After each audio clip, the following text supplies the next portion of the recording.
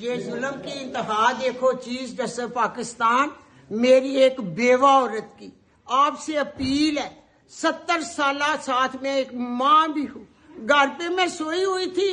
آج پھر خواجہ آصف نے میرے گھر پر حملہ کرایا۔ یہ دیکھو میرا دروازہ توڑ کر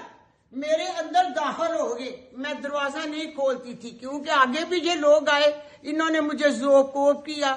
میرے سر سے چادر اتاری، میرے بال کھینچے، جو ویڈیو سوشل میڈیا پر ہے آپ وہ بھی ثبوت دیکھ سکتے ہیں۔ اب میں نے اپنے الیکشن کے کاغذ جمع کرانے جانا ہے، یہ میرے اپنے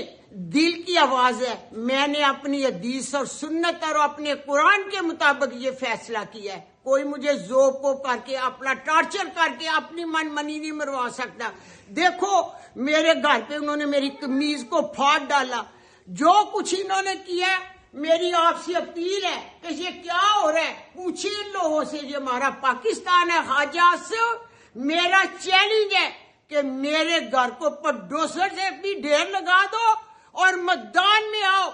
دیکھو میں تمہارے شیر کا کیا اشر کرتی ہوں، مجھے ہتھ کڑیاں لگاؤ، میں کاغذ جمع کراؤں گی، اور ہتھ کڑیاں مجھے لگاؤ، میں ہتھ کڑیاں اور جیل میں بھی جا کر الیکشن لاؤں گی، کسی پلیکھے میں نہ رہنا، کسی بھول میں نہ رہنا، یہ میرا چیلنج ہے۔ چیلنج نہیں البتہ میرا عہد ہے، میرا پیغام ہے آپ کو بھی اور شہر سیالکوٹ کی عوام کو بھی میرا پیغام ہے۔ جو ظلم یہ اقرار ہے آپ دیکھ رہے ہیں،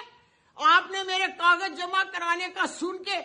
20 لوگ پولیس کی آدھی رات میرے گھر پہ بھیج دیے اور مجھے ذوق کر کے دیے ہیں۔ میری اپیل ہے کہ میں چیف جسٹس صاحب سے انصاف چاہتی ہوں، مجھے انصاف ملے، مجھے انصاف ملے۔